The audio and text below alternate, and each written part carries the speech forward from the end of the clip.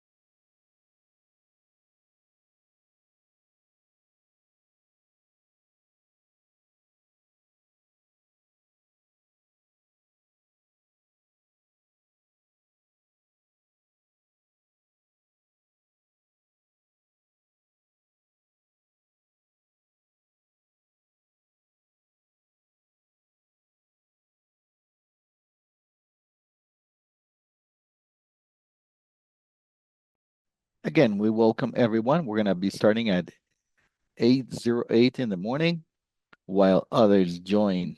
Thank you very much for your punctuality, for being on time.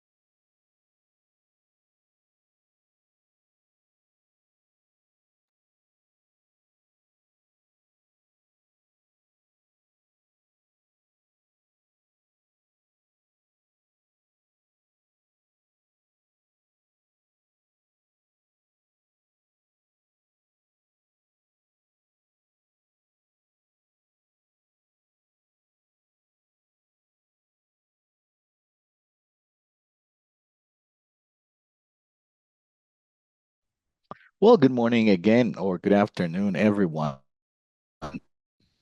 We welcome Bioeconomy potential lessons and experiences from Colombia's journey.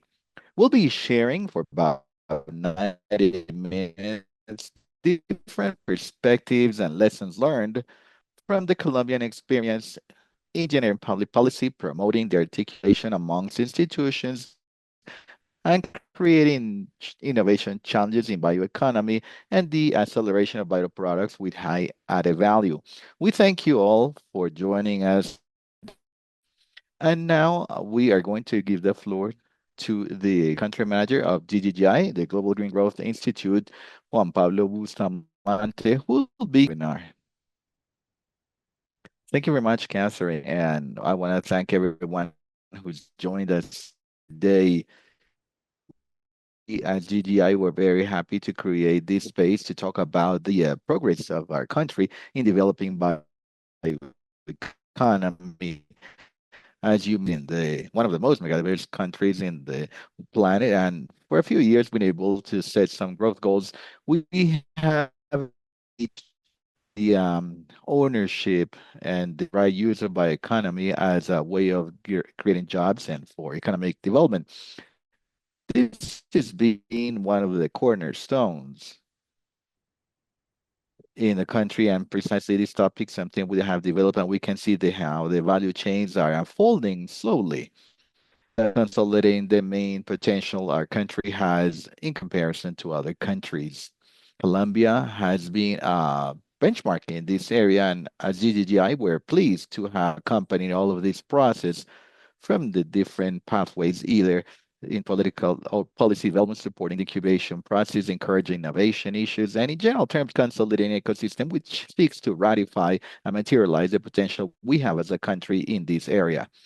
In 2024, we started to work maybe in one of the documents that we are most proud of at the country level, and it's precisely this Black Ship that reflects how all the evolution has been like, all the journey that we've walked as a country in this area, and how we, as a GGI, we have been able to accompany them from different angles.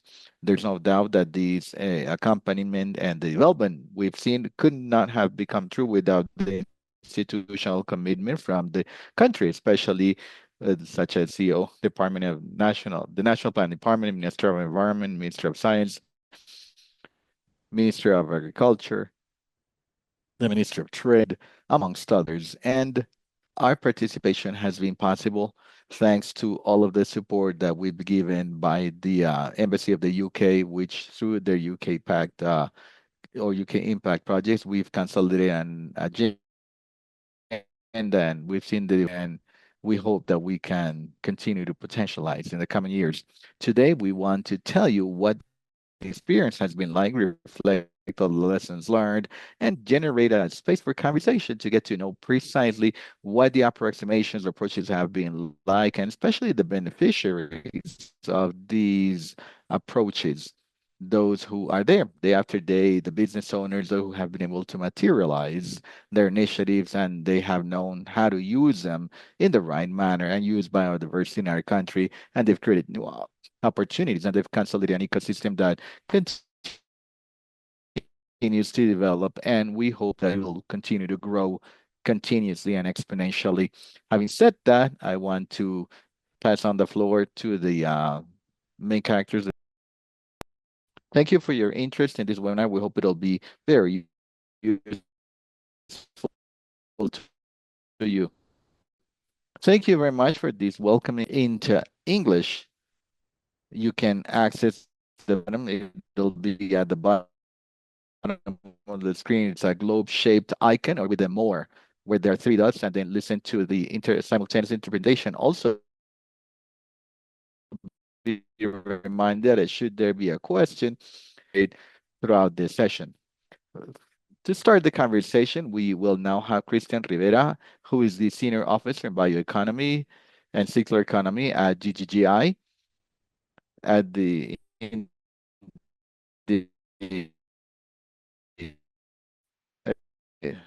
sub is going to talk to us about the publication of the insignia that we're launching today. Go ahead. Thank you. Good morning, everyone, or good afternoon. If you are in a different time zone, let me know if you can see it. I don't think I can share. Can you help me?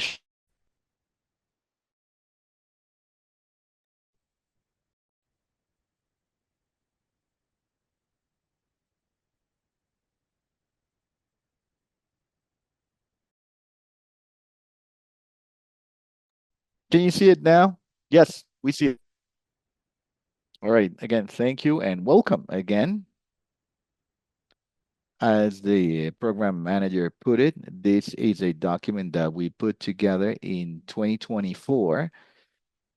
It gathers all of the development we've seen since 2019 down to now, up to date. As we heard in the opening remarks, the journey of bioeconomy Colombia is a pathway that is a point of reference. It's a benchmark in Colombia. It has different ingredients such as innovation, protecting biodiversity, and cooperation among stakeholders to approach all of these challenges that we face today in our society. So since 2019, we have supported this journey, fostering innovation and partnerships to address critical challenges. And this publication, this flagship initiative, captures key lessons learned, offering a roadmap to scale impactful, sustainable solutions globally. and so other countries can have chances to um, to learn to learn from this journey. Now, this presentation will be short, but it's divided into these different components. An introductory block. Then we're going to see the Colombia's bioeconomy journey, then implementation mechanisms we designed as GGGI to support the implementation of bioeconomy. Then we'll talk about what we found in the analysis after different interviews we conducted with different stakeholders that accompanied us, a little bit on the conclusions on the task force, the work on bioeconomy, and finally, the lessons learned and some recommendations. Great. So when we talk about why bioeconomy, it's unavoidable. Take a look at Europe because it's the continent that has made more progress, or more importantly, in this area as a bloc. Europe in 2021 created over 728 billion euro of added value. That's a big figure with important food contribution, food, beverages, agriculture, and biochemicals. Also, let's say what we are measuring, and Europe has very good measurements there. In 2021, they contribute between 5 to 11% of GDP of countries as a bloc. That's about their contribution. I'm sorry, I lost the signal. Oh, it's back. Globally speaking, bio-based products offer an opportunity worth of $7.7 trillion. That'll be by 2030, especially in bioproducts, food waste, and bioenergy. The added value of the top five of the economic sectors represents about 658 billion. It's not the three, so it's 658 million. And one case that we can talk about is Finland's case. It has a very specific bioeconomy that is based on their resources, the biological resources. And these are scarce resources when you compare that to countries such as the tropical countries. And it's based on forests, food, and construction. And that contribution from those sectors bioeconomy represent about 23 billion euro, which is a very important figure. Out of all the universe of bioeconomy, biotechnology represents around, or could represent around 2.7% of the GDP of the OECD countries, especially driven by innovations in healthcare, agriculture, and industry. So this is just data why bioeconomy is important today in the world. Now, when we look into the Colombian case, and we look at the exercises that have taken place in public places, for example, the bioeconomy mission, we found the five areas of the mission since 2020. This is productive and sustainable agriculture with different opportunities, new varieties, vegetables, everything about sustainable agriculture, the bio supplies for agriculture, and so on, the healthy bioeconomy, and so on. When we talk about biodiversity and ecosystemic services, there are some huge opportunities in the bioprotection, the development of biotechnology, therapeutic medicines or medications, everything about natural ingredients and bioactive components, and the exercise that the Ministry of Science has been doing at the National Center. In Colombia, Biointelligent Colombia, again, we talk about tourism, nature, payment for ecosystemic services, just amongst others, and so on. We see that we have opportunities in health, everything about nutrition, regenerative medicine, and biomass and green chemistry. We have the renewable biomass, biofuels, and something that we have developed in the country. So we see huge opportunities, and some of them will be addressing them shortly. Now, this slide tries to summarize the journey of Colombia's bioeconomy. It's just a summary because we are missing a lot of input here. But if you wanted to see this as a summary, um, since the last 10 years, part of the Colombia View program that back then Colombia executed and developed scientific expeditions to for bioprospection and identify molecules on interesting compounds. This was it was a flagship and provided the baseline for what was later developed. Between 2016 and 28, we have the Green Growth Mission that came to compass 3934 of a national policy for green growth, where for the first time they defined bioeconomy and they established actions, 25 actions to 2030 that different stakeholders had to adapt to advance in the area of bioeconomy. So this is the first time that in a public policy instrument mentioned the word bioeconomy. Then before the pandemic, we had the international mission of WISE experts. That mission had a focus on bioeconomy and environment, and some recommendations were produced. So as a input and document, it's an interesting paper to see that different experts, national and international experts, agreed that Colombia had a journey to walk. After that, we had the opportunity, we as GGGI, to accompany the national government in what's called the National Bioeconomy Strategy that was called the National Bioeconomy Mission. It was an exercise from 2019 and 2020 where over 15 institutions came together to try and synthesize what could be the journey for bioeconomy in Colombia.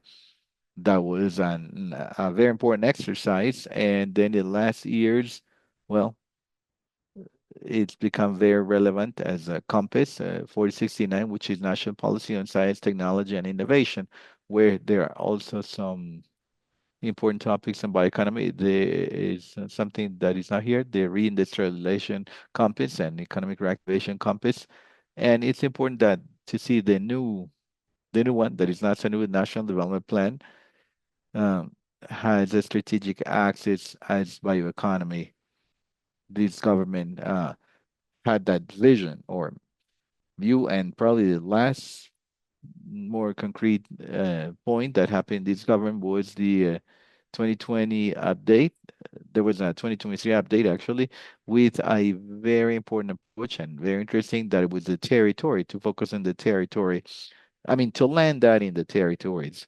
So this is just again a very quick summary of the journey we've walked as a country in bioeconomy. If we talk about stakeholders, there are many relevant stakeholders.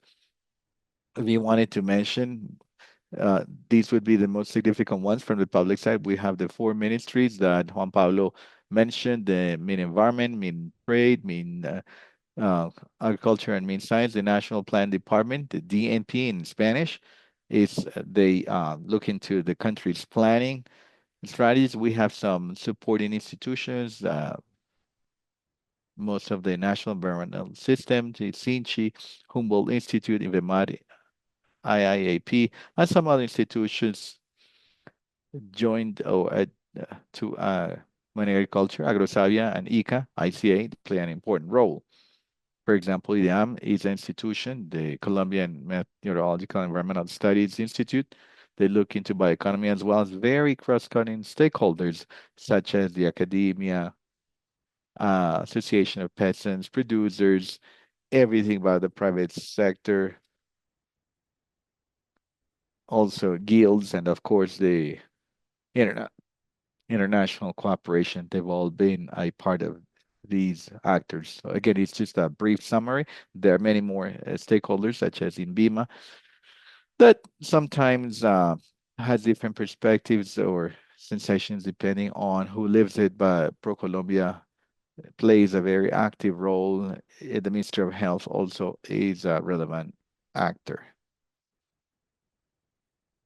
Now, to close this block, bioeconomy, there's no doubt that it's one of the paths that may also help our country to close social gaps or bridge social gaps, and that relates as to how we help bridge those gaps between the Indian area, the Pacific zone, the Amazon area, or the Amazon region. It's not easy. It's not an easy task. And let's say all pathways should aim at this, that we can close those gaps, and bioeconomy will do this as well.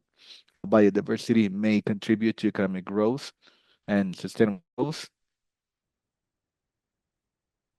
with forestry research, also unlocking the potential in former conflict zones, just amongst others, and how these will create more green jobs and these jobs, especially, which will translate to different alternatives for illicit economies to stop deforestation and others related to this area. So this is the pathway to to close these social gaps. Now, let's talk about the mechanism. We have three mechanisms that we'll try to simplify and summarize. So let's start with the first one. The first one is MAPBio, MAPBIO, MAPBio. MAPBio is accelerator mechanism for bioeconomy businesses. Is something that we produced in 2020 and we began implementing in 2021. We've seen different versions, different cohorts, and we've been able to launch some calls identifying bioproducts that are at a mid degree of development, and then they might need technical assistance to advance in um, in different markets. With three cohorts. The one that we're looking into is implemented. So this document only summarizes the cohorts that have already passed and some figures. We've had 13 projects in the three versions. It was investment about $500,000 in the three investments. We've used over 15 local species, just to mention a few. For example, the Naidi or DVD.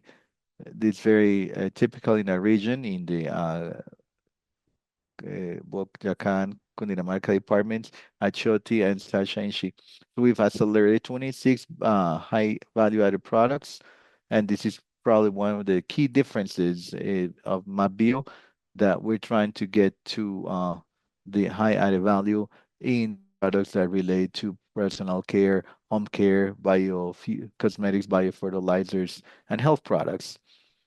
We've mapped We've benefited over 500 people, out of which 80% of them work in rural associations, and at least 50% of workers are women. In some cases, also, we've assessed that over 100 employees, or I'm sorry, jobs, over 100 jobs were kept, and we were able to create up to 50 new green jobs. Hello? Now, in this flagship exercise on bioeconomy, there were several interviews. We interviewed the beneficiaries of Bio. We interviewed our beneficiaries of the innovation challenges and our beneficiaries or the counterparts in the task force on bioeconomy. This is a quote, and you'll see that throughout the document, the different quotations or perceptions of what they found. This is just one of our most interesting ones, the most promising ones, and this is what uh, Ricardo Ballesteros says. He's the technical manager at Dream Bio, and there's no doubt it's something that is very satisfying. I'm sorry, his signal is somewhat breaking or coming on and off. Some about bio challenges we found, of course, and it's part of the interviews as to what we found, how we could improve or enhance, how this information on lessons learned will help other countries if they wanted to replicate the model.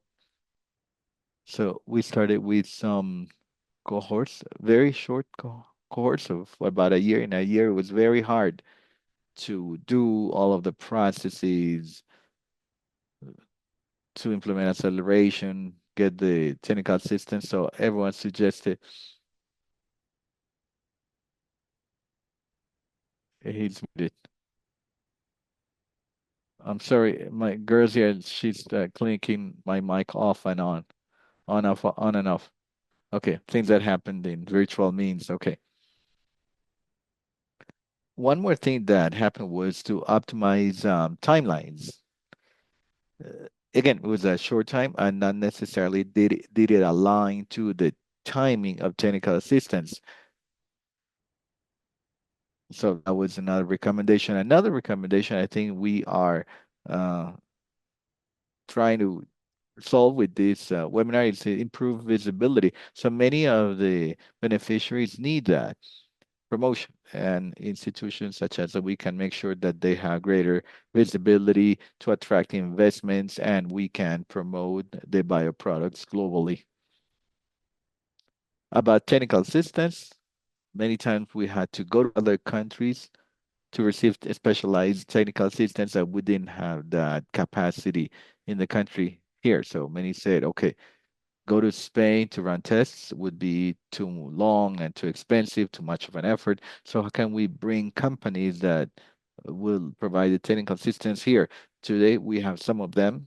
At least we don't have to um, cross the Atlantic to run tests of high-level tests and high development tests. Some regulatory challenges onto how we measure impact throughout the whole process. So these are just challenges that we have improved in the last cohort that's ongoing. I guess most of these challenges have already been overcome significantly. When we talk about the innovation challenges, this is a different exercise. We launched this in 2022. What we did here was to try to identify projects, or sorry, sectorial challenges.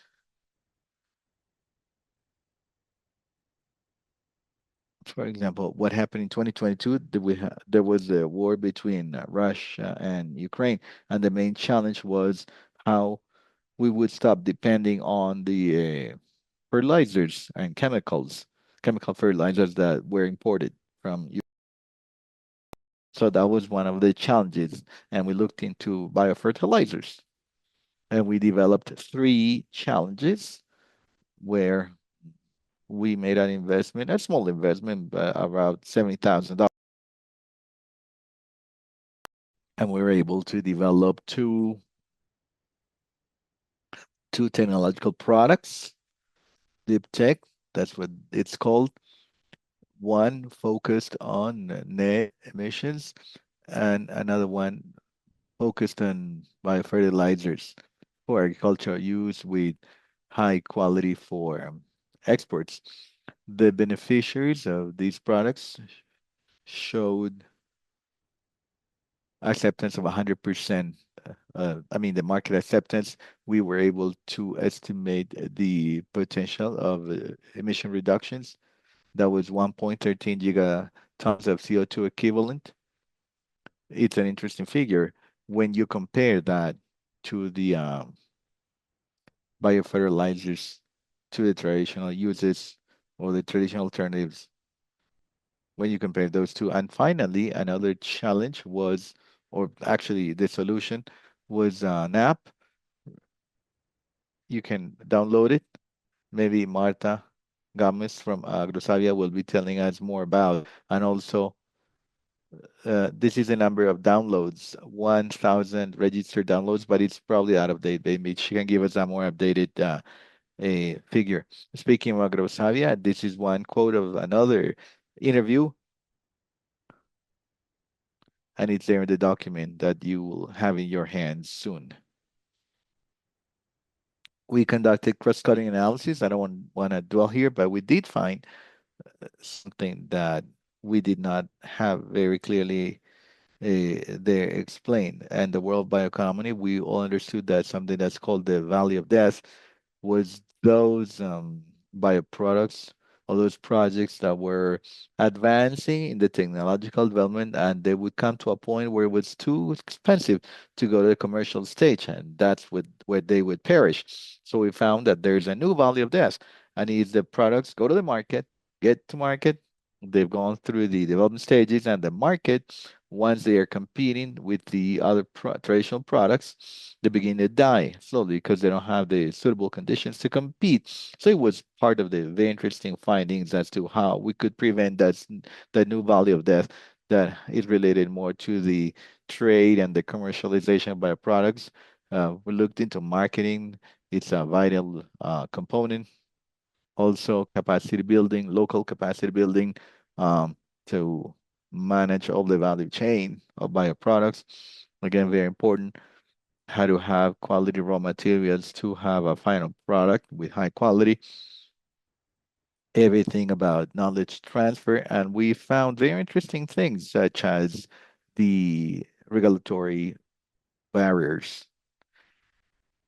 Okay, that's about the innovation challenges. I'm sure you'll find much more information in the document. And final mechanism we had is bioeconomy task force. It was a much more institutional mechanism.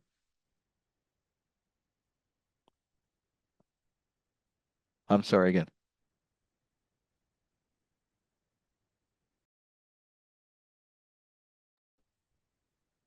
So the task force on bioeconomy. I'm sorry, we talked with mean science, mean agriculture, mean environment, and mean trade. 2 years of work where we provide technical assistance and we try to articulate with them interinstitutional integration. And some of the conclusions were put in the document. It was reflected there also the development, what was done, how it was done, and so on. So, as a conclusion, one of the interesting things was that we had to align ministries in favor of value change. This could create a much bigger impact, not to align everything around, but okay, we're gonna get two, three, or five, 10 value chains that would allow for a much more fluid implementation towards bioeconomy. Another conclusion was the language harmonization. That's not an easy thing to do. How to harmonize this when they all have different clients and different concepts is one important component. Also, they have roadmaps, but per sector, each sector would have their mission and their instruments. So how each sector could have a roadmap to support bioeconomy. That's another key point. How to keep a regional approach, how to prioritize products, sectors, value chains in the territories that may translate into sustainable growth. All the ministries agreed that the mechanisms, Mabio, and the innovation challenges would have or had a short period, 12 to 18 months would have been better. And about public policy as a block, it's also one of the important conclusions. I'm almost towards the end. Another quote of an interview with different government actors. And in this last block, I like to leave you with the key recommendations for other countries that may be stepping into bioeconomy. So on the one hand, everything about harmonization of policies throughout the government. That means not just at the national government, but also regional and local governments, how to strengthen them and strengthen their policies that they can take a look, they can have a long-term view and they would speak the same language and integrate the same key objectives and as far as possible the same areas of interest. In this case, GGI played a strategic role to be able to assist the different ministries in, let's say, facilitating the neutral or contributing with neutral facilitation to overcome barriers. Another big recommendation is try to make this as simple as possible. This may sound obvious or redundant, but in practice, it's not that much. In our country, especially tropical countries, we tend to make everything very complex. So try to make it as simple as possible for beneficiaries, for ministries and citizens and communities, and there'll be a much greater impact. So that's it may sound as an obvious recommendation, but it's not.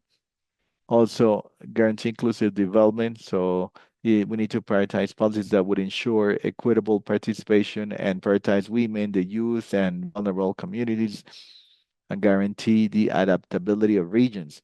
That means that each region has its own proposals and so or own products. So this is not applicable to everyone. This is for the whole country, but you need to take into account the social, economic, and social environmental conditions of each territory to be able to land it to the field. Okay. Oh, I mentioned this one. Everything about advanced financing. Try to be as innovative as possible. Support projects that would generate public private partnerships and investment incentives. That's a key component. And sometimes the public policy fails there to include how funding should be innovative. Another that might sound obvious is to promote interinstitutional cooperation. It's something that our countries lack. We lack that interinstitutional cooperation, and we need to build these frameworks between national, subnational frameworks and governments, industry and academia, and simplify the regulation. That's another key recommendation. And finally, everything about comprehensive metrics. We need to prioritize ESG tools. Yeah, ESG tools are in society and governance to harmonize strategies and optimize collaboration between government, academia, and industry. Okay, so that's a little bit of the summary of the document. I'm gonna leave you with it. There's this QR code so that you can scan it and then download it. You're welcome to study it, to read it, to share it, spread is the fruit of work of the last 5 years in our work here in Colombia. Thank you very much. Okay, go on, Catherine. Thank you, Christian, for the presentation. Maybe keep the slide on for a few more minutes. We'll share in the chat box. We can share the link so that you can download the document. And we thank everyone if you can share it with others, sharing your social media, your networks, people who might be interested in this document. Now we have Marta Gomez. She's the director of AgroSavia Linkage. She's a senior researcher with a PhD on biochemistry and pharmaceutics. For over 25 experience in design development, scaled up registry, marketing, and technology transfer on bioproducts from agriculture and livestock sectors. She'll be telling us firsthand about her experience in the acceleration processes for MapBio and about the challenges of open innovation in bioeconomy. Once again, be reminded if you have questions, we'll try to answer the questions after the panel. You can leave it in the chat box or in the Q&A box and we'll answer. Welcome, Martha, and thank you for being here.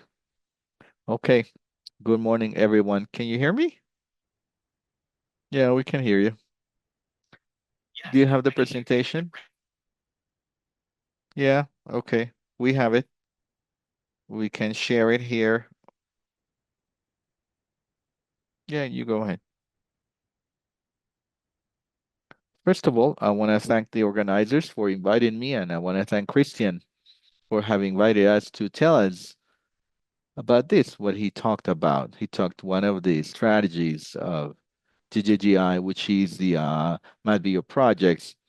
AgroSavia has been one of the big beneficiaries in the last few years. We've had four very good experiences, both in applying and then This has helped us for the whole strategy to develop value supplies. So next, please. Now, to be able to tell you why we as AgroSavia came to apply to these MadBio calls, I'm going to tell you about the approach we had as Avio Savia to develop bio supplies. So we have an over 25-year experience in developing biopesticides, fertilizers, products for probiotics, and others. And more recently, we're looking into developing vaccines. But throughout all of these 25 years, we have developed a strategy that includes managing the TRLs ever since we came up with the idea, since we came up with the product. AgroSavia is a research center, if you wish, for agriculture purposes. It's very good in technological development. We do research, we do technological development and transfer. We have production sites. Many of them are pilot projects, but some of them have some commercial capacity. But actually, we are not institution to produce and commercialize. That's why we have a design and strategy. We generate the development ideas and bio supplies, the types of products that I talked about before, bio fertilizers and products for animal health. Then we conduct the assessment. The researchers who are present in the 13 national research centers, they look for the microorganisms, the botanic extracts that may be useful to develop subproducts or byproducts.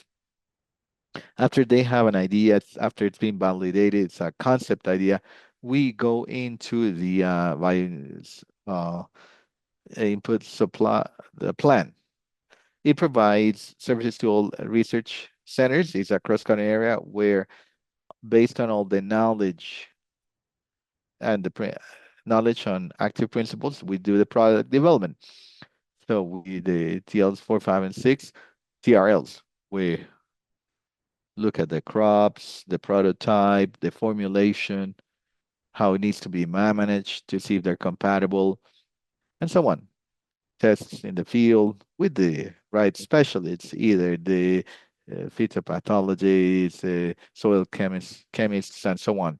If it works, then we move on to the scale change, and we have some capabilities. These are some of the areas. We have 3 production plants. These are pilot plants registered before the Colombian Agriculture Institute, ICA, one for fertilizer biopestes or pesticides, another for animal health.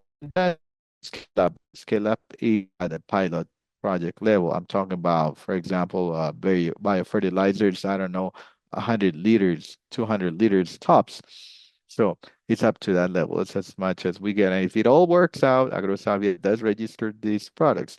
We register our products, we exploit our intellectual property of these bio supplies, but we always seek to find a partner, an ally. It could be the industry companies. They're in this sector. They have experience, wide experience for scale up, but at some higher levels, and they help us with the commercialization. We currently have 10 products, fully developed products, and we have about 15 under development, different TRLs. What Matbio did is in some cases, such as the research projects that Christian described in research in a project, let's say it could be on science or it goes to royalties. There are certain activities, but sometimes some activities are left out and they're not financed in these projects, or actually they don't. They're somehow forgotten, but they're needed, and we needed to get to change. So having said this, next slide, please. What the main focus was at in what deal? As we said, we worked with bio, biopesticides and product health is one of the first calls for biofertilizers because of the topic that Christian described, the issue with the war in Ukraine, and we used to import between 45 and 60% of our fertilizers, chemical fertilizer, and there was a problem there, especially sources, for example, for phosphor, sulfur, or and the reserves in in Colombia. We have very few, only three. So that's the focus we wanted to take on. Here in this slide, you can see the development that we tend to do or the scale. So we look at the lab, design the media or the means. We go to 5 liters. We can support that. We can develop products up to that size. Then we look at the formulation. We work on different biofertilizers that are different bacteria. And that's something that we have developed. We have a patent. It's a strategy to be able to ferment it in the bioreactor, but this is no more than 50 liters. So in the final part, which is registry and commercial scale up, that's where we always had the some issues or bottlenecks because we didn't have projects to finance these activities. And that was the first reason why we went to Mapbio, and when the call came up, and anyone call would come up, we decided to apply it. I'll tell you about the calls and the results that we obtained. Next, this is one of the first calls or callings. I think it was the first one when Mapbio started. We worked with these projects since 2021 and then 2022, June 2021, March 22. It's a short period of time. So this project was called Increasing the Competence of Crops to Rotate the Development of Biofertilizers to Optimize the Phosphorus Sustainable Use. Since it was phosphorus, we have a product that was being developed that was Fotal. And this is based on a bacteria that is called Bisodio prosense and uses this component. It has ICA registration. It didn't have it. So that was part of what we had to do to complete with the activity. So when we look at the development, we say, okay, what are we missing with this phosphorus project? To get the registration, you need to efficiency tests, efficacy tests. We decided that the crop, ideal crops, because they need a lot of phosphorus, was rice and corn. So we tried in this project was basically those efficacy tests run by a company that is certified and it needs to be reviewed by ICA. They produce reports, and that's why we submitted to ICA to get the registration. Economic feasibility and marketing study. And in addition to that, what's the big flaw? We only produce 50 liters. We needed to scale up. So we contacted our commercial company and with the project, we produced batches. They did it of 850 liters, where we noticed that we had was not the same that we did in small, was not necessarily the same as big production. These were the three activities, key activities, and we let who serve the record product. Next, just to show you one of the results, these were the efficacy tests that were run in Tolima, an area in Colombia for rice and corn plantations or crops, where you see the red signal or green arrows. The only thing is showing is that we try different doses of our product, the 100 or the 250 milliliter per hectare or liter. And what we saw was that 100 milliliter per hectare was fine. But what is important to show is that these products reduce fertilization in this case in about some 50%. And that's a recommendation. That's how we registered before ICA. That was the first project. So we learned to do projects with MapBio and what the activities were and what they would finance. Next, then we applied to another project. It was similar.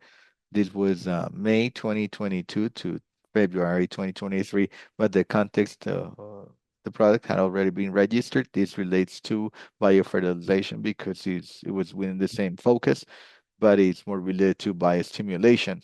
This is called triestimul. It's not a bacteria, but it's three bacteria now that will set nitrogen, phosphorus, and also mitigate salt droughts and promote vegetable development. We registered short ago, recently, last year, I think. Yeah, last year, if I'm not mistaken, we launched it, and we had the same strategy that we had done with Biofotal, Fosfotal, because it worked pretty well. It was pretty much the same activities, efficacy tests, another others, for example, cabbage, corn, and grasslands, and feasibility study. And since we started to relate with the company, we decided that they would to this scale of 150 company. Is our partner. They produce four of our biofertilizers. They produce them and distribute them, and that's the strategy we did. Next. Here for you to see the results. So, well, you will be able to see how this is done in Nariño. The plants that were treated, well, this is lettuce. They were treated with our product versus the ones that were not treated with our product. So one of the advantages of this product is that we had a radical development. This is very important in the nursery house. So when they go, they have less stress to transplant when they go from the nursery to the actual plantation. And then efficacy tests showed that. The third example that I'm going to show you was completely different because this was more socially focused and biofertilizers. So besides, I mean, we had all the technology transfer with producers, with technical assistance, so on. But in the proposal that we had here, we wanted to do something different. And we do have this campaign that is consumption and bioconsumption. And then we incentivize everyone to use bio inputs. It doesn't matter if it's agrosavia, but that they use it. And here we have different ones. So what we did is we said, how can we have a tool to have the focus with the youth, with the children? And what we did is we designed a game.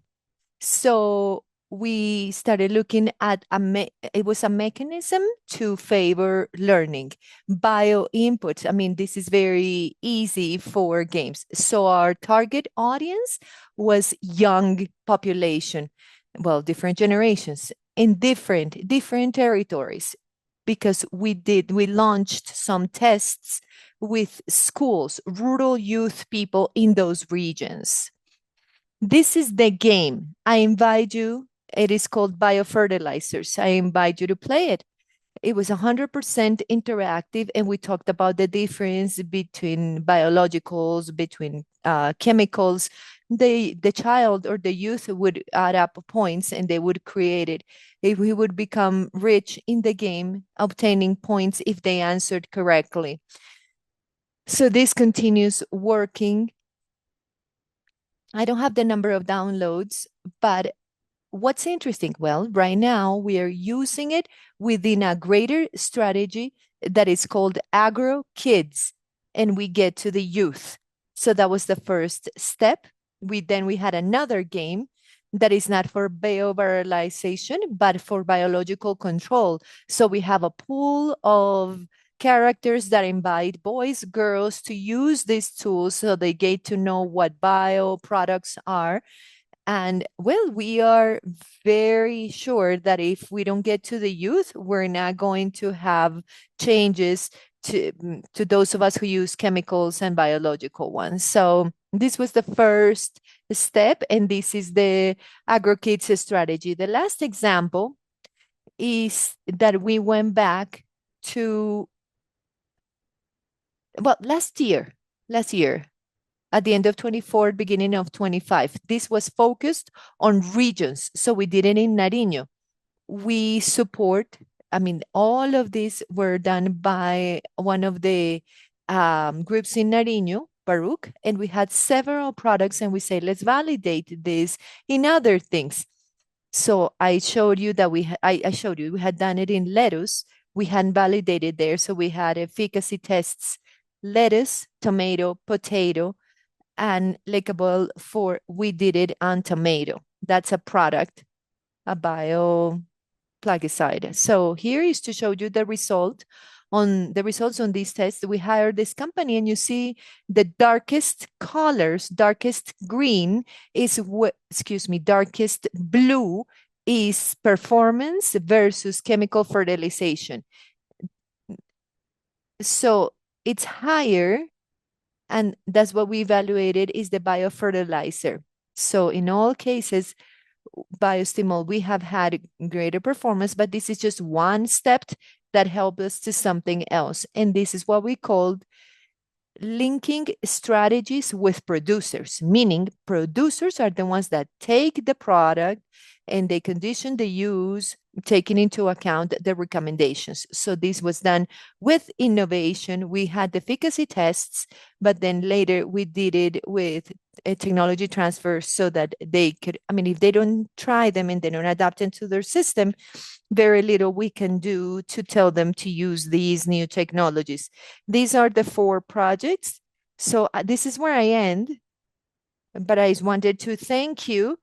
And the conclusion is that these strategies are very interesting. They're very good. They help you complete those gaps to get to this. We particularly, well, it opened paths, right? It showed us this line only for the youth. We started with that game. And right now we have videos, we have stories, we have, well, you can download them in Spotify. We have this universe. So I have always told you, I am so happy with all these projects. As we always tell you, we wanted to do more things, but it's key for the results that we have obtained. We particularly have had those 3 biofertilizers there in the market. So thank you so much for your attention. And that was all. Thank you, Marta. I am going to break the agenda a little bit because there are 2 questions for you. So I'm going to ask those questions. AgroSavia interacts with companies for production pilots. So then there is the result of a research project. But if it's with companies that conduct, I mean, do they share intellectual property? No. We have 2 ways of working. If you have a company that it's only for production or scale up, we have an agreement just for production and scale up, no intellectual property, because they're hired for that last stage. And the total development is by AgroSavia. Now, other developments that we have from the very beginning, and we want to contribute with budget and have a new development between both companies, yes, then we will speak about benefit or intellectual property agreement. Otherwise, no, the whole property belongs to AgroSavia, well, Ministry of Agriculture. The second question, Marta, thank you. Is this a methodology repository, case studies? Where can people find all those cases? There are some repositories. We have to see where they're located, but what we do every year is that we prepare a document. As a matter of fact, it is an obligation before the Ministry of Agriculture. We need to provide a yearly report. We publish it. It should be in the networks, but if someone comes into contact with me, I'll send you the one from 2024, and we're working on 2025s. So if there is someone, I mean, we have our library, you can have information about AgroSavia. Thank you, Marta. Thank you for your presentation.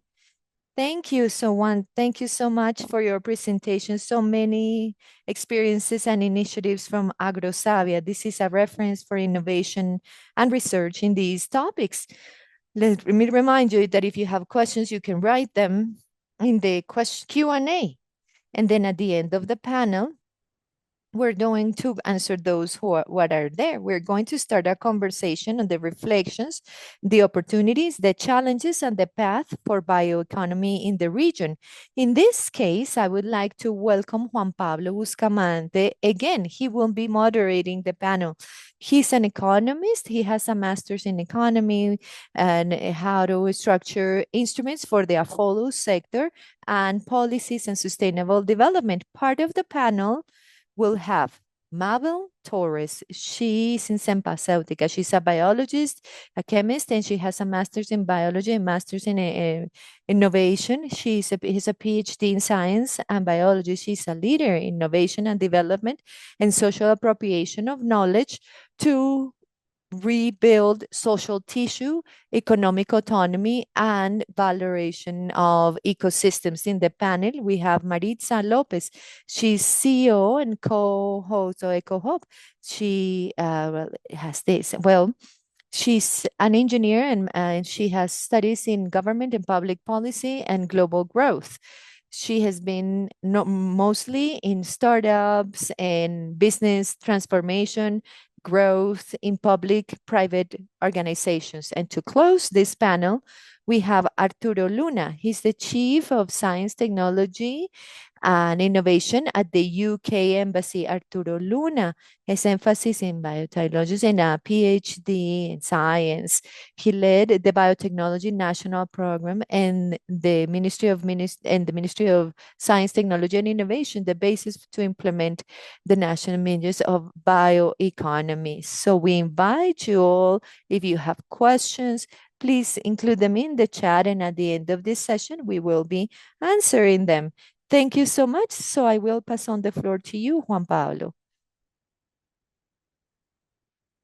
Thank you, Catherine. We're a little bit late. So the most important thing is to come to the real protagonists of this panel. And we are going to be speaking about bioeconomy. We want to understand the added value development when looking at nature products. So I would like to ask by asking Mabel, Maritza. Let's start with Mabel. Can you please tell us what you do? EcoHome, I mean, both to contextualize all participants and start delving into this. So, Mabel, you have the floor. Well, good morning. Thank you to GGGI for insisting on spaces like this one, because these are spaces, let's say, for the gospel, in bioeconomy, we want to work so much. So Selvaceutica is a company, a center of innovation. It has products, and it was born in 2025 as an answer to be able to develop the region, looking at the potential territories have, and also a scarcity of development plans. So to work more on a model of the traditional development plan, a productive plan that uses the potential of territories, especially in Chocó, biodiversity, about the use, conservation of ecosystems. So as an answer that we have big stigma saying we are poor, for example, that we're vulnerable. So we're looking at those vulneration topics, and there is no technological infrastructure, scientific technology to consolidate bioeconomy sector. Well, first, it comes as an organization that goes for added value products. So what we want those that transport raw materials, they transport water, and they also transport the environmental impact. The more added value we have in territories, well, that's what we do. Three basic areas: cosmetic, therapeutical, and functional foods. And we have worked with more than 600 producers in raw material development. And we have this very good product to look at the quality of those inputs. So, because in territories there is no infrastructure, so we have infrastructures that comply with the regulations, and we have developed high value products in those three sectors. The premise is that the more added value in the territory, more possibilities of growth and better connections. Thank you. Maritza, please. Good morning. Thank you for inviting us. I am the co-founder, and we are a company that looks at the investigation of a space in the dry tropical forest. Less than 6% remaining in Colombia is to become extinct. So the species is Sapinus sapunara. We call it also chumbimbo, with lots of love. So there are multiple developments. And we have two business lines. One business line is Sapolinas in our own brand. That's ecological detergents in Colombia. It's present almost in all big supermarkets in Colombia. And recently we are going into Chile in a second line, that science that we develop with sapolinas, with our own sapolinas that come from Jumbimbo, have evolved more sophisticated, and they can go to the cosmetics and non-cosmetics. So we work with the academia, especially with the University of Antioquia. We are partners with them, actually. We are taking ingredients so that there is this market of biocosmetics at the global level. So right now we're scaling up in the company. The business, the detergents is going well, but we think that ingredients for cosmetics supported by Sapolina, by with Chumbimbo, it has this giant market. So based on this, we have these investment rounds so that we can have our capacity and multiply it times 100. We are so happy because thanks to the visibility that we have had from many institutions that are present here. First of all, thanks to GGGI and also to the British cooperation that we love so much, we're scaling up now and we're bringing very important resources for this second phase, where we are going to have this investment round with $1.5 million. And we are closing. We have collected 1.1 million. So we hope this December to end and start with the new stage where we are going to go for global markets of biocosmetics. Thank you, Maritza. Sounds great. So you have also been benefited from Mapio. So I wanted to ask you, Mapio, how has Mapio contributed to those bioproduct development? So let's start with you, Maritza.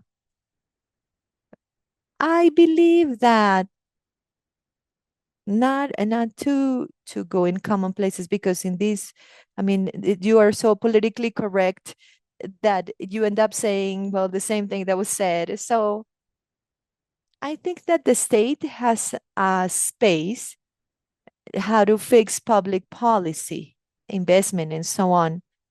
But from the private sector, it is very difficult to start a business.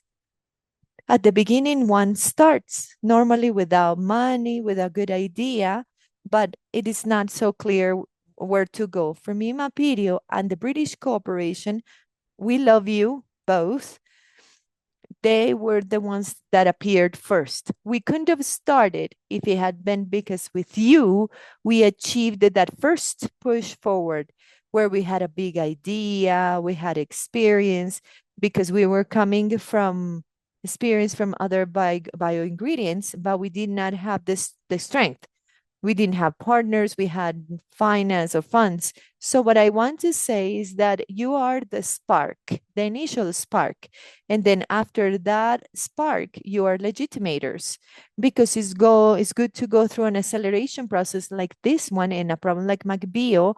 Then you can ask yourself no questions. Make questions more sophisticated, new peers, new allies, new networks. When you have a community so useful to scale up what one is doing and to come to markets, to improve development and so on. So I think this is something, I mean, on the contrary, when doing it by yourself, it would be almost impossible if you did it on your own, is what I mean. Thank you so much, Maritza. Mabel, I'd like to start with something more than technical, something more emotional.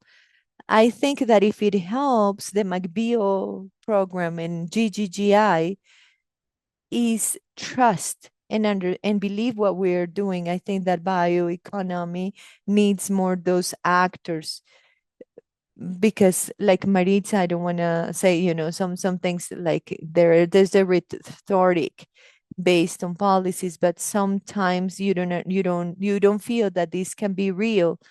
So if these were real, the private companies, the state organizations,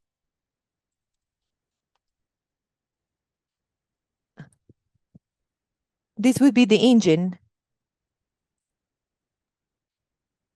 MacBeal helped me transmit the trust that these things are possible. So having this mobility is important for producers. So we had this problem in the Amazon for so many years. We were always at the same point before commercialization. That's where we got. And we having very good products, we didn't go past there. So one of the technical parts for the community has been to be able to have claims in products that in other circumstances would be very difficult to be promoted that way. We have so many problems in Colombia because labeling, packagings, etc., to the point that sometimes the presentation has to be changed because of the packaging. So part of what we achieved with MacBio was to rethink and see how we can advance when these obstacles come. That was very important for us. Something else was the focus. So the special product, this is important. So when conditions are not given, we need to give those, and we helped with norm standards, regulation, because of the efficiency that we have as the country is that 90% we have with the INSI code in the record are external plants, they're foreign plants. So this will feed the possibility for the country to develop again in their own biodiversity. We can connect that with the ancestral knowledge. So we need to work more on that, and that pushed me forward to be able to connect with those competent authorities to say, hey, we need to have more Colombian inputs. Register those inputs. Many people don't know how to register a new product. In the end, it's not so complicated. But then when there is a small startup and they have this dream to have this product, and then they found the barriers of the standards, so you cannot register your product. So that's a big shock because people say, how can I do this? I don't have the knowledge. So part of what we learned, this modernization, is saying, okay, we have these barriers, we need to start sharing with others. And that's what we've been doing. How many barriers and how many we can have with knowledge. So improve with knowledge. We need to rethink ourselves within the ecosystem, within the global framework, but also within a local framework. We need to think globally, but act locally. Otherwise, territories won't be feasible. We need to have more capacities, and that's what we've achieved, to have more capacities. 3 products with claims that include pipi longo and other products that include mil pesos oil. 95% of the ingredients are local products. But then there is technical knowledge behind it that is related with the regulation, but it's related to generating capacities in territories. Well, and like Maritza said, and I join your comment, the British Embassy has helped develop the bioeconomy in this country. So we have those leaders that, amongst others, they have developed this MacBio. So, Arturo, what is the first reflection about challenges in Colombian bioeconomy and in the region in general? Thank you for the invitation. Greeting the other panelists. and the audience. I think that the main reflection is that we need to insist there are these efforts that have evolved in the last 10 years and there have been results. And so in spite of the difficulties, there are palpable results. We have the, and they're exporting. And it could be reference for other companies that want to do this the same. So develop a few products. So transfer process and in spite of all the setbacks, there have been clear results. They show this is worth it. So this is linked and to see how policies, public policies mature in looking at bioeconomy. So this potential for the opportunity in the country. So this is something that we need to highlight. So there are some challenges. For example, sustainable investment is needed. Results are not immediate. And this is something that for some investors is not attractive. But there are others that can be. They have created companies, they have allied with companies, with different universities. There are financial difficulties in the countries of the region, that is clear. And particularly in Colombia, is not an OECD country anymore. And part of the resources that were there, that were invested, that were there, so they're not coming anymore. So we need to be creative in how to find new investments. So this implies financial elements, tax, technology, and other lines. His internet is breaking. His voice is breaking. We also have the green taxonomy, and this can attract national and foreign investment. We also need to think about the fact that Colombia can have regional projects with other countries. For example, Brazil, Costa Rica, amongst others. Another challenge is to have public policies maintained in the long term at the national and regional levels. It's a little complicated to do, but it can be done. So, how we have had those public policies and how they have remained, we need to avoid reprocessing. Public policies need to mature, adjust them. When there is bioeconomy development, and very important, we need to move towards product commercialization, products with high added value. We cannot just continue going just for raw materials, but those products that are there need to be registered, and we need to have other products, come up with other products that can have an opportunity in the market. And this implies investment on studies, investments in infrastructure and others. And to end in this section, we need to have strategic investments in technology and innovation. Like Mabel said, we need to prioritize and we need to go for something that Christian said at the beginning. We need to have basic research, yes, but we need to take most of the research to biotechnological applications for the market. That investment in science, technology, innovation is not fragmented. Use existing elements to move investment. from the private sector in the bioeconomy. Totally agree, Arturo. We need to make the ecosystem agile and not going at just one level, but see how this can be done with all the stakeholders.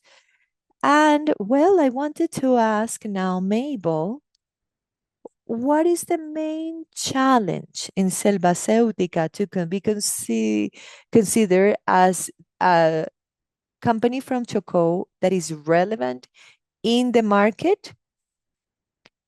The first biggest challenge is to consolidate as an innovation, investigation, and research center because our conception is not just to be a product development company, but a company that can have a bioeconomy cluster where we can work. I mean, on the four barriers that we have: political barrier, because we need more implementations, regional, so that bioeconomy can be a reality. Techniques, we cannot have the local technical topics. We do it from a collective and then operational ones. So when we have the first production plant, we had a problem. And once we had this, well, we couldn't solve this because this was in a place that flooded continuously. We went to a second place, and the second place, we already had a bigger plant, and this required commercial energy. And so that the company would work, we had to invest on cable that it was just 2 million to be able to operate a product. So very big in knowledge. So this startup with little resources could not do it. So that's why the Colombian Pacific needs to consolidate our own infrastructure so that we can have in situ added value. A second challenge we're working on so that it does comply with those conditions and others can participate there. Human resources. This is something complex. You train people, and while you offer, I mean, let's say 5,500,000 when you're trained, organization can offer 10, 11 million, and that resource leaves human resources. So the Colombian Pacific needs to offer better salaries to their professionals so that they stay in the territory, because one, as a professional, you require other things. You need to have spaces, you need to have training, so on. So human resources, human talent. So we have pharmaceutical chemists, we have chemists, but we need to offer them better guarantees for them to remain in the territory. And this is part of what we have built in these 10 years. The third challenge that we need to solve when we talk about territorial bioeconomy, this has a different approach. So, well, there are better possibilities when looking at relations, productivity, and so on. So the third challenge that we have is to be able to consolidate this community of producers. There should be guarantees, and this goes from the promotion of agriculture and investments so that there can be good quality inputs so that we can have local infrastructure and we can have value generation in local spheres. The fourth challenge that we have is to have better communication channels, commercial marketing. We need to focus on that because we're not thinking, oh, well, that this is done only with our ancestors, our territory. No, we need a commercial scheme that gets to buyers. There are very bad products that have great commercial strategies. On the contrary, there are very good products that have social, environmental sustainability. And what do they need? Economic sustainability, because they don't have a marketing proposal. I don't like using this word that is gone too invasive, go for the masses. So fourth challenge is to build a collective platform so that we can have suppliers and other startups that work with functional foods so that they can lead territorial marketing. So our proposal for this is to have territorial marketing, that everything that comes has this quality seal, innovation, ancestral knowledge, and care for the environment and the society.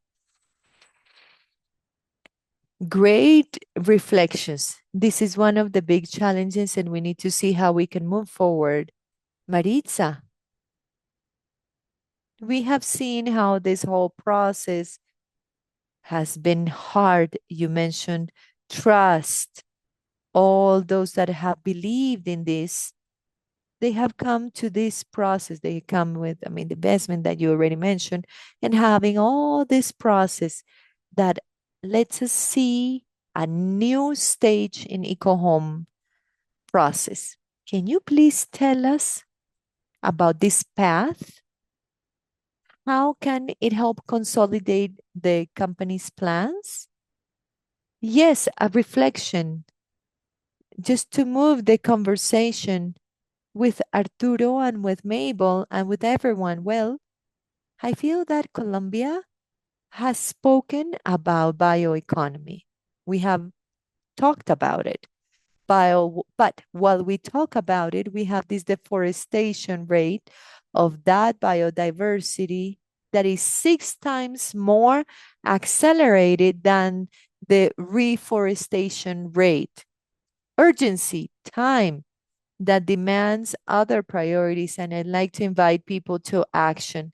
When one tells the story of the company, when you normally say, oh, achievement, no, have a startup is difficult. Bioeconomy, even more.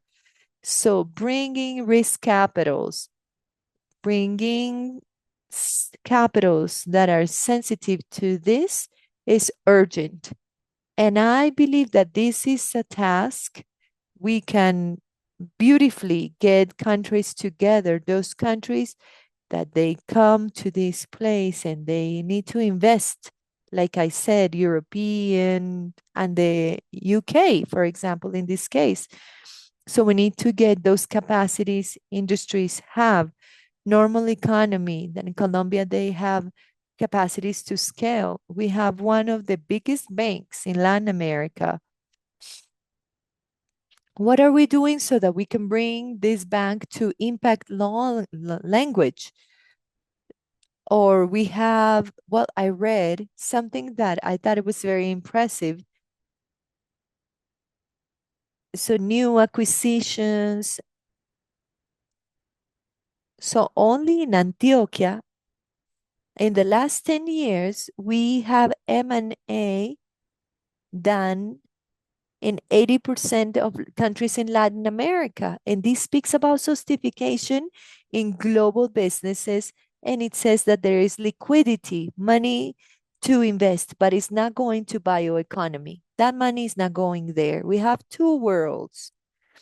Let's say in cartoons, those that are hippies and those who believe in the forest, in the potential in the forest. And then we have business people. This conversation needs to take place.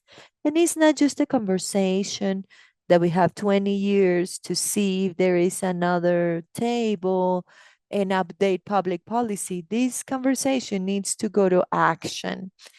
So, in terms of going to action, what I would say is companies that sell very little, they impact very little.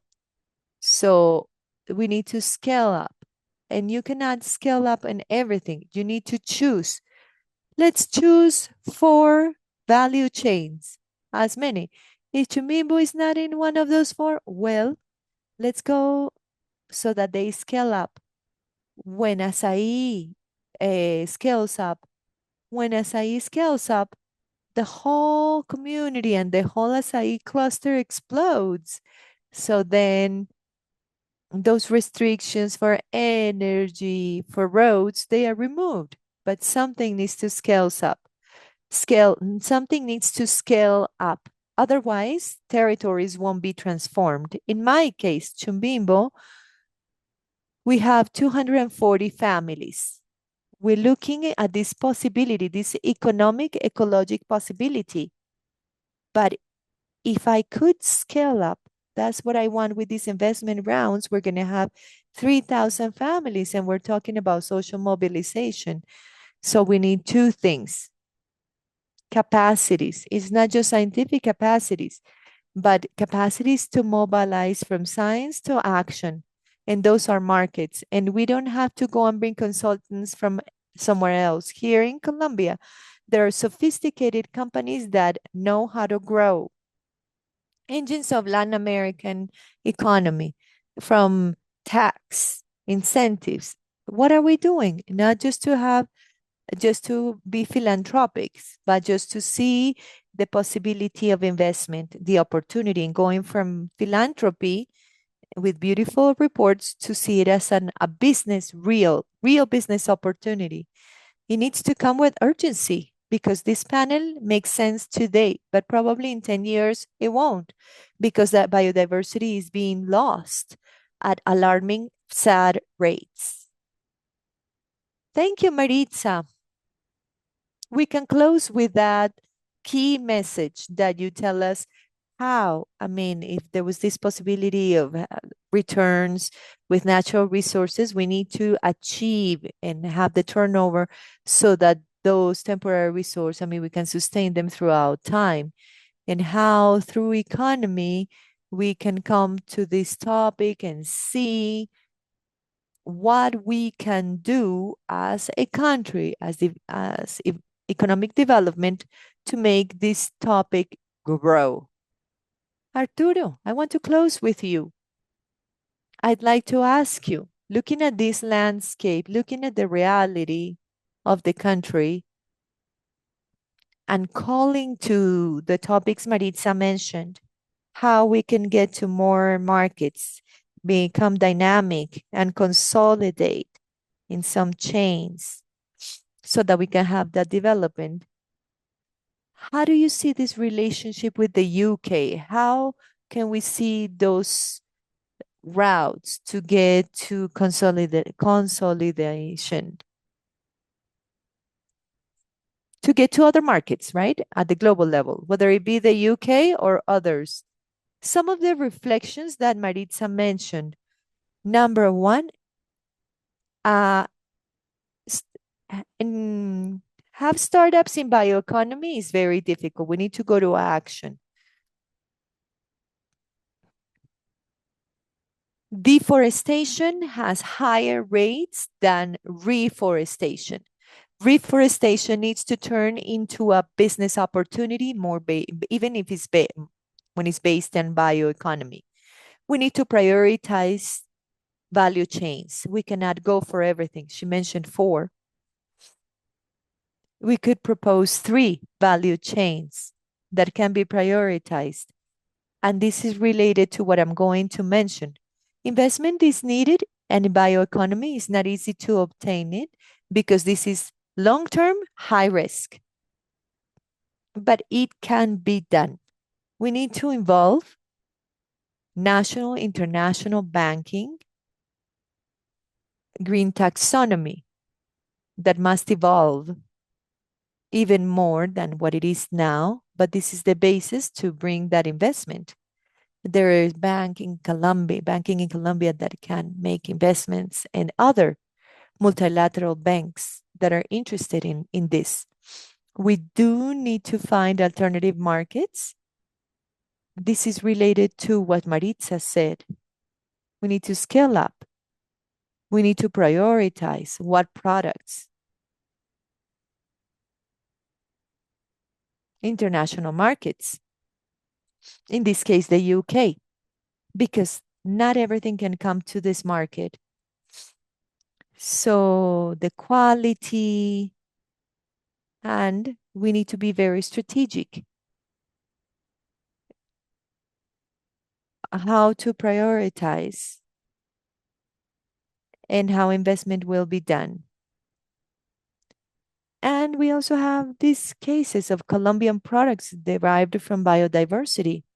They're good representatives of bioeconomy that have come to the market. So to get to those markets, we need to have investment, expenses, we need to comply with those very strict standards. So those products that are taken, they need to have high added value. Otherwise, it's very complicated for them to come. Something else, we have been speaking, well, the embassy has spoken in how to take those biodiversity products in Colombia to the UK. Colombian products taking them to the UK, and this implies opportunities, analysis, opportunities to bring analysis, Corozo, Acai, but there are other products that can be susceptible to these types of analysis. We also need to speak with allies to the UK so that there's this good experience and there's a lot of interest in that sense.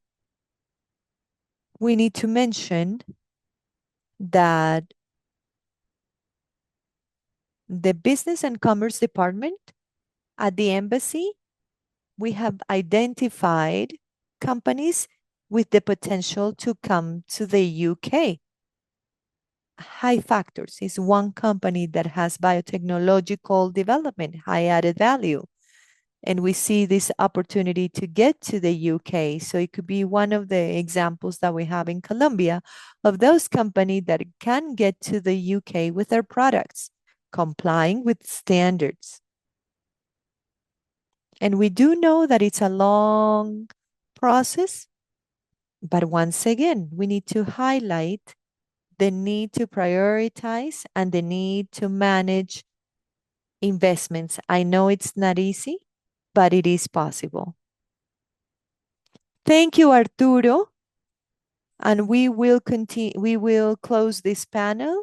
And I would like to thank Mabel, Maritza, for your kindness to share knowledge, experience, and all of these challenges that we have at the table, how we can continue moving forward with bioeconomy in this articulated way, different segments. In Colombia, having said this, Catherine, you have the floor. Thank you again to all those people that are still here.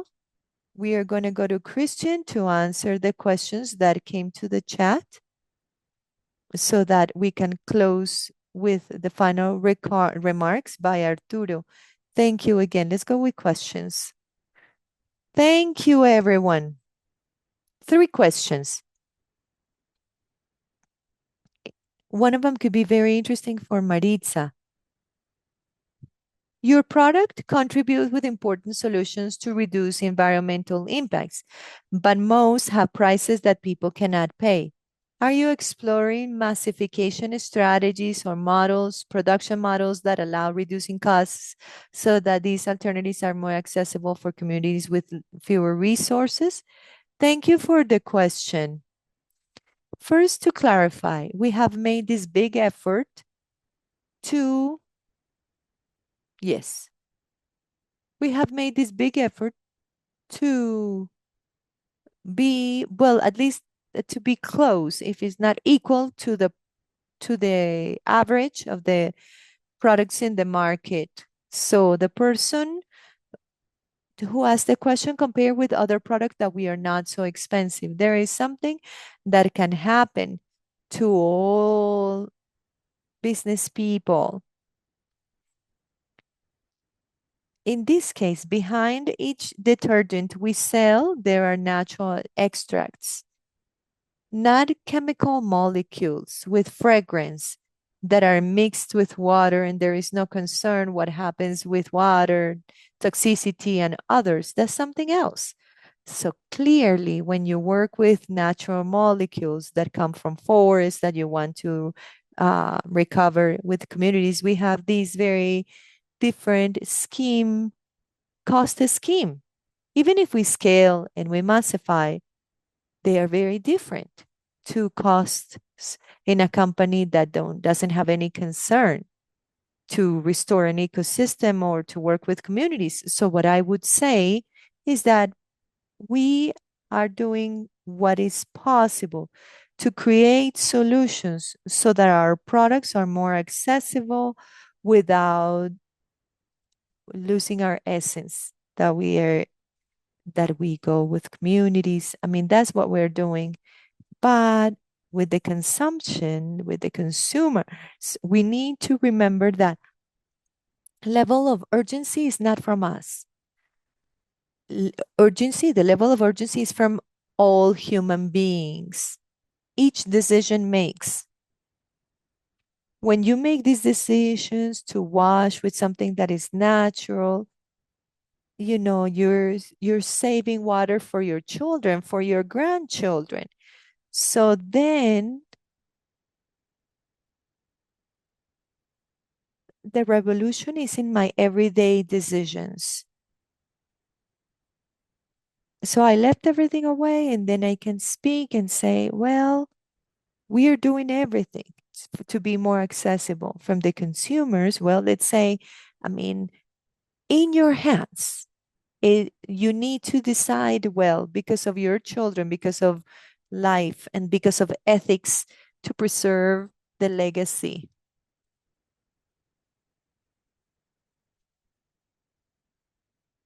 Thank you, Maritza. Question for Mabel and then one for Juan Pablo.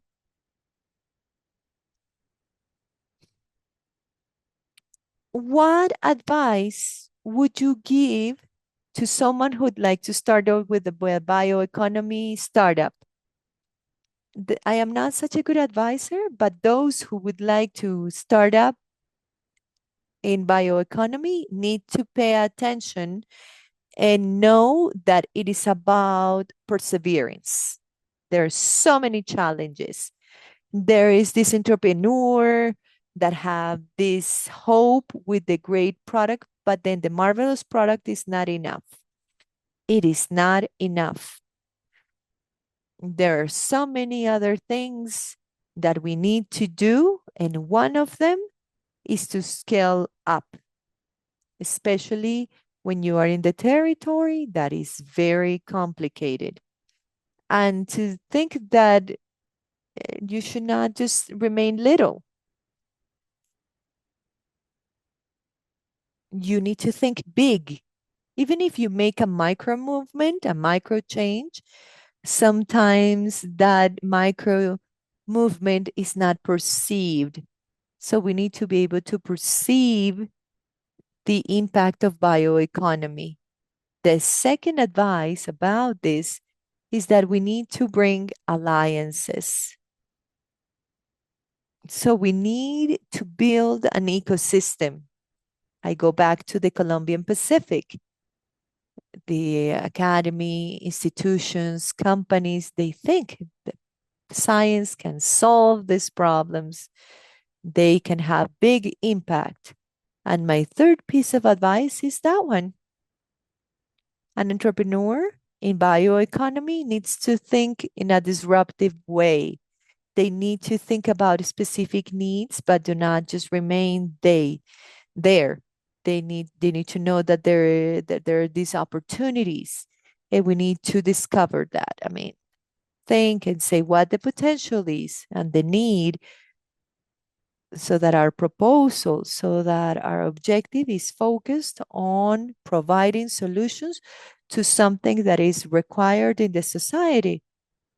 And then even if there are different niches, well, we need to have an impact from those current problems that we have. So we need to think about that, because bioactive extracts and components is not something cheap. It can cost. but we need to be able to do it. Thank you for your answer. There is an answer for you, for the person that asked how you can access. Well, please scan the QR code. And we at 3GGGI, we can move forward. There is this other question for Juan Pablo. When are we having the next call for MAP Bio?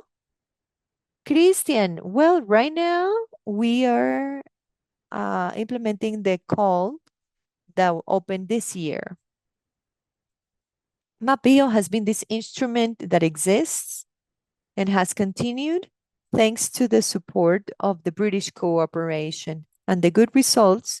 We're trying to take them to Ecuador, to Peru, and to other areas at the world level.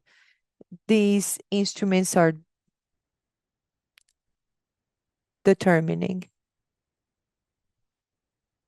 So, well, this exercise, we're looking at this sustainability strategy, and we would be happy to call you all and have the support of British government and other donors who are interested in supporting these dynamics so that we can have all the business people that have believed in biodiversity instruments that can continue with these processes. Thank you, Juan Pablo. Arturo, there is this question. He's an ex-minister. You're not going to speak as a representative, but the question is, under ecosystem services, the development of some cities can be concerning. Cities like Bogota that seem not to keep this in mind for their future planning. How can we keep in mind ecosystem services in a city? That's a very interesting, important city.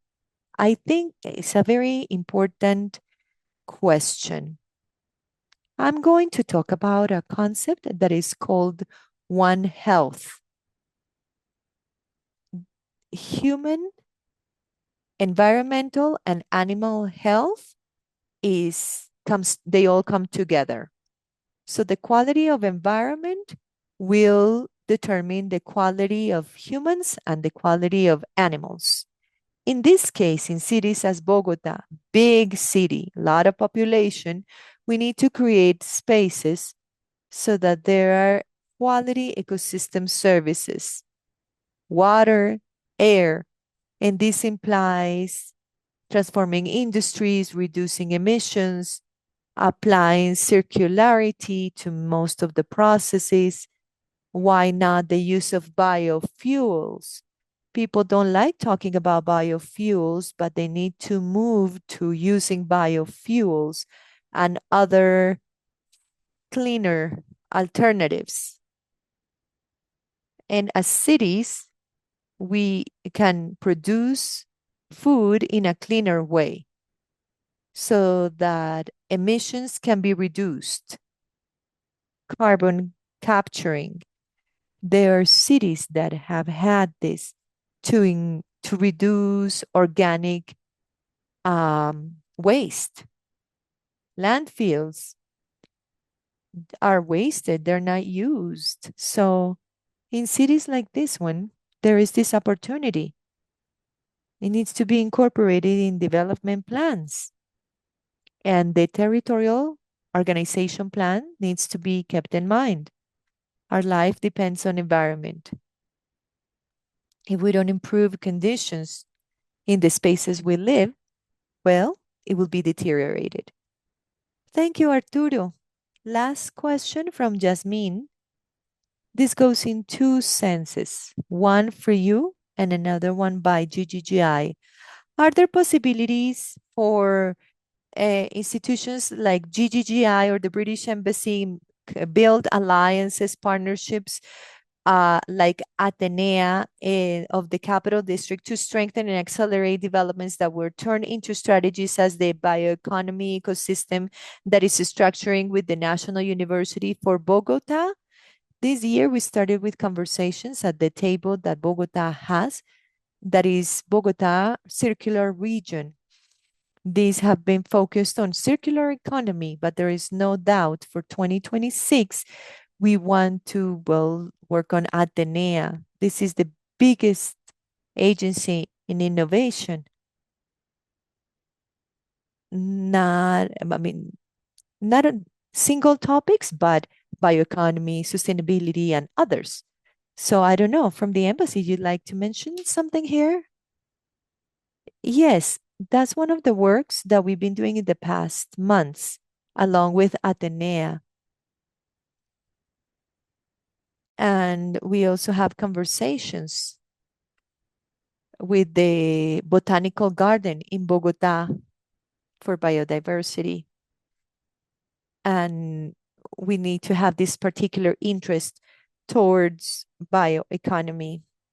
And this is a process that we're starting, but we hope to consolidate it next year. And I also like to add that regardless of these two entities, we are coming close to universities and even some companies directly to talk about bioeconomy and define actions. Great. Thank you. Catherine, to close, please. You have the floor.